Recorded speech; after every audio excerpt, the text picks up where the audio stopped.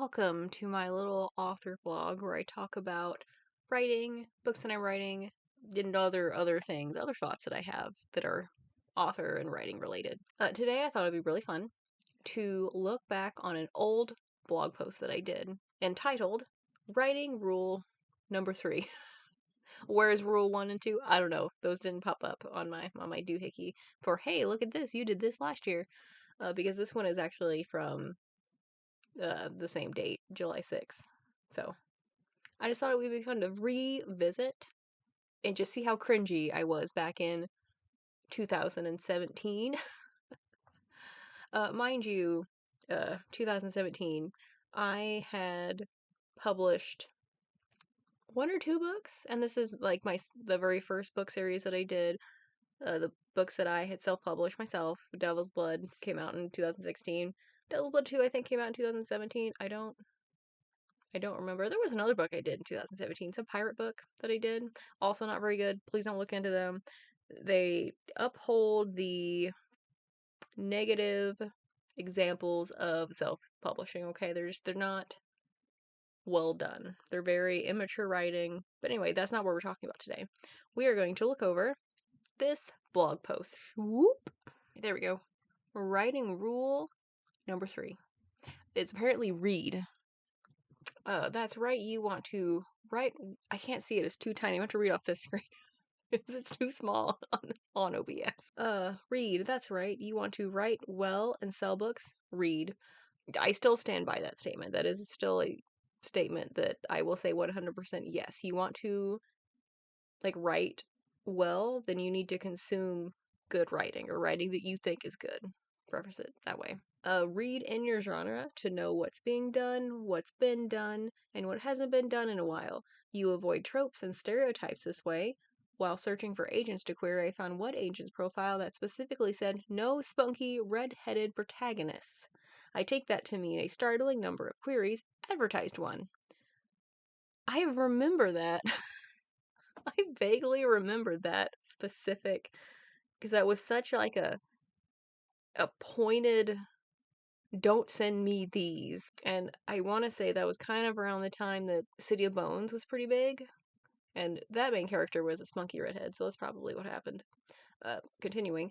This way, you also know authors who write similar to you. When you write that query, you can say, fans of this author or this book will enjoy mine. I mean, that's true. All of those things are still true. Like, reading in your genre is one of the best ways, if not the best way, to find comp titles. You find authors that are writing kind of similar to yours. You will find authors that you're like, wow, you really want to write like this book. This book was amazing. So you can kind of see how they write, see how they unfold plot, see how they build character arcs, and just see how other authors do things. Absolute best way to improve your own writing is to consume other people's writing. In the book, in the craft book that I'm reading right now, I'm also trying to do like a craft book series where I review like books about like writing craft. I can see it. It's where it's on the other side of the room with my highlighter.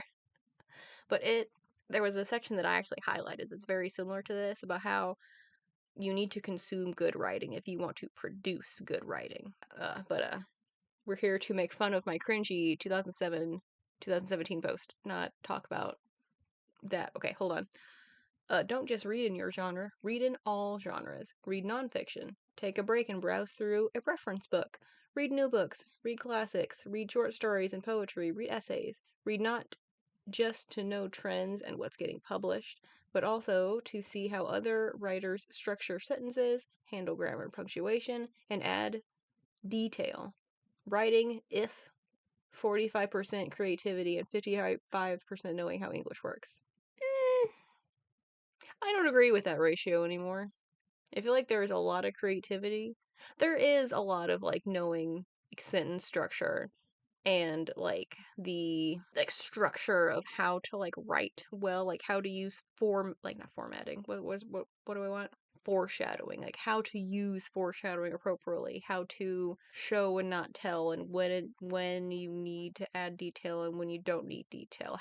What do you say versus what do you not say? So I would say there's a certain amount of creativity, but there's also a lot of like just knowing how words work and how you can use them and all the little things you can do with words. But I do agree with reading outside of your genre. That's still something that I agree with. I can't tell you the last time I actually read a short story. I haven't written a short story since college, and those weren't really short stories. Those were little like tidbits of like other novels.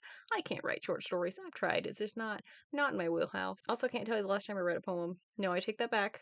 There are poems in the craft book that I'm reading right now because the author is more of a poet than a novelist, and there is a poem that she uses as an example. So I read that one. Otherwise, no, I don't read poetry. I don't like poetry. I don't know. It's just not something that I've ever found overly interesting. Give me the 500-page chunky dark academic novel. Give me one of those. But like poetry, that doesn't mean you can't read poetry. Like if you like poetry, you go for it. You read what calls to you. Oh, see, I put my hair in the pigtails because I didn't want it like behind my head because I kind of had a headache this morning and it was really poofy, so I couldn't just leave it because it was like out of hair.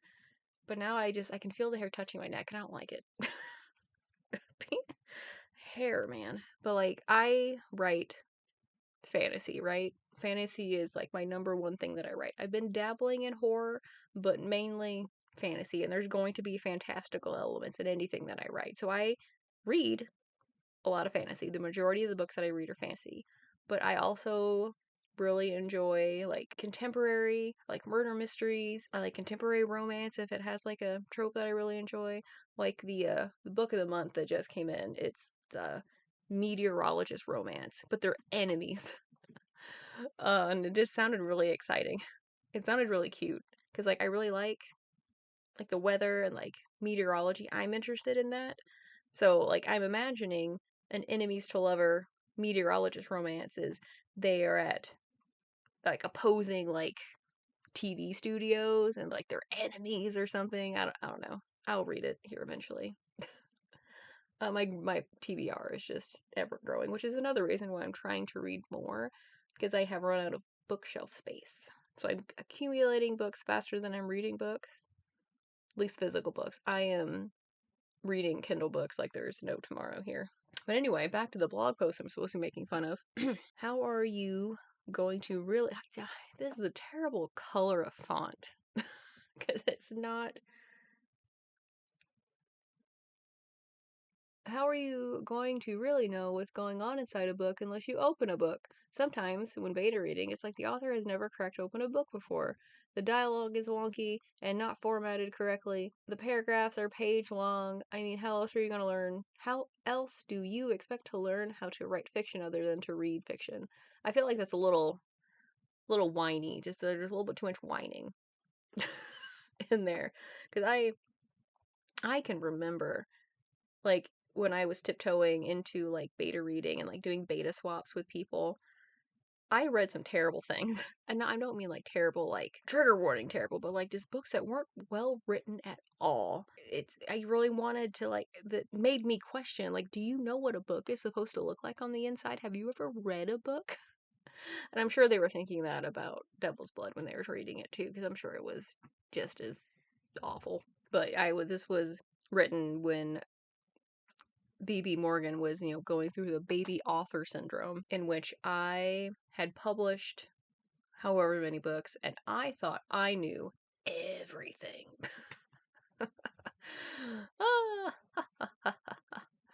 I did not. Don't worry, there was a great humbling that happened. It's fine. There were tears, emotional breakdown. Climbed over the hill, still here, still writing, still chugging along.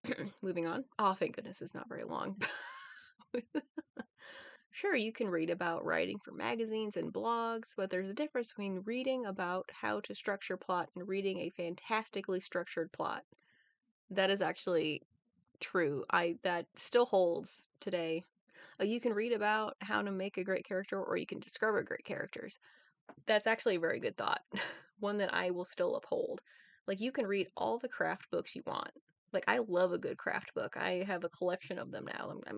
I'm going through them. I wanted to like use them for this blog, but there is a difference between reading about plot and all like the plot beats and like the story, plot points and story beats. That's what I tried to say, and I just combined that word together. There's a difference between reading a craft book and going and finding a block. It's been a long day, okay.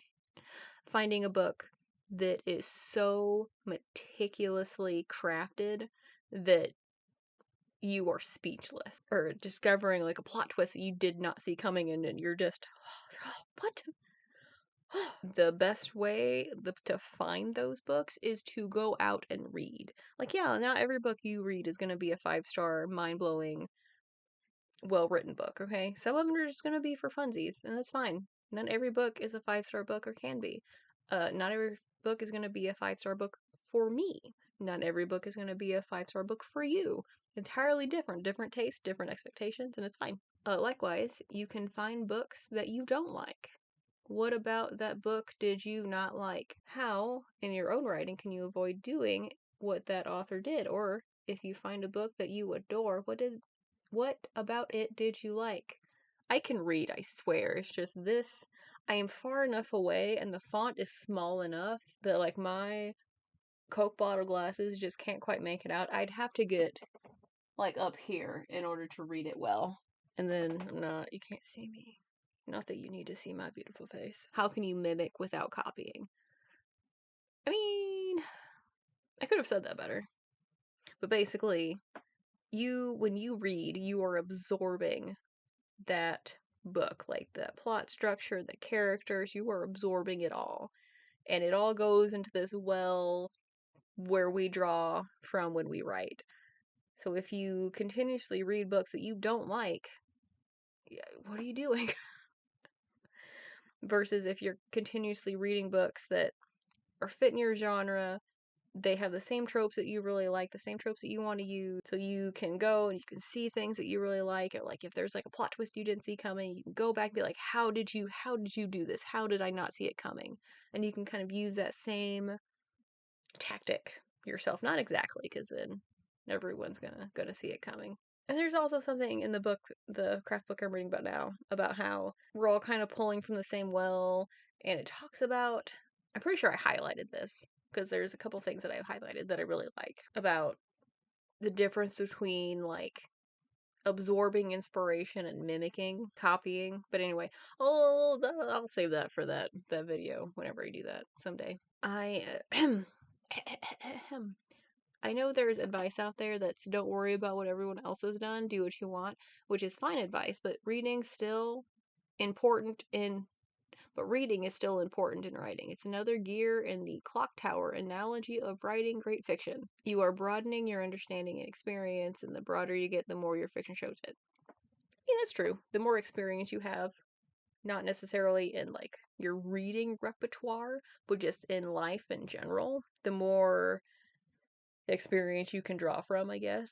I don't remember what this clock tower analogy is. I'm sure maybe I used that in writing rule 1 and 2, I don't know. But again, this is coming from baby author BB who knew everything. So that was that blog post. That was exciting.